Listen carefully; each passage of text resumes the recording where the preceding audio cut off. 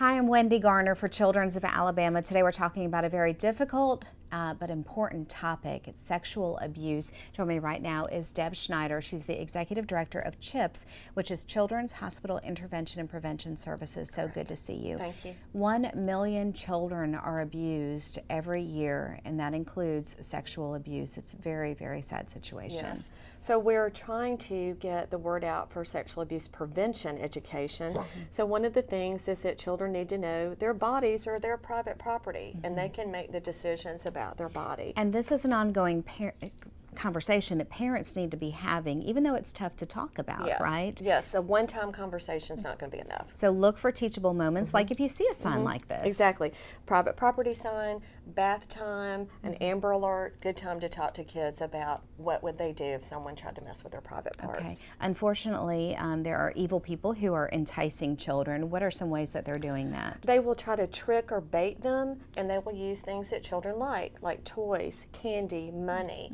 They also will try to keep them from telling about the abuse, so they might threaten harm to the child themselves, someone they care about, someone that they love. And you use a fishing analogy. Explain that, if you would. Well, we try to talk to the kids with a theme of bait, and so to catch a fish, you might use a cricket or a worm, but to trick a child, you're going to use something the child likes. Okay, and you've got some tips for parents, right? Yes.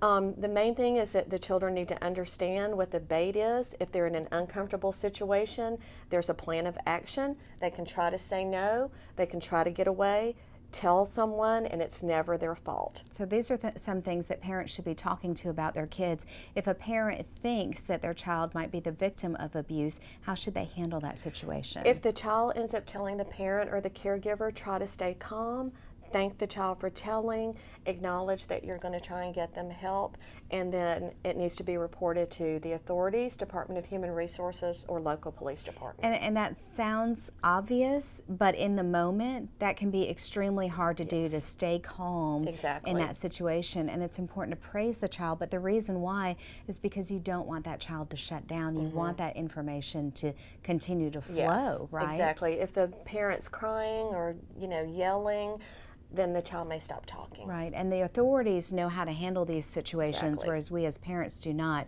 So that's why it's good to then refer, and they can do the follow-up interview, an actual forensic interview. Yes, and they're trained to do that. Sure, okay, so some very important tips. You also have a lot of great free resources. They're in Spanish and English. They're available here at the Patient Health and Safety Department at Children's of Alabama, or also they can get them from you. How can people reach you? They can call the CHIPS Center at 205-638-2751.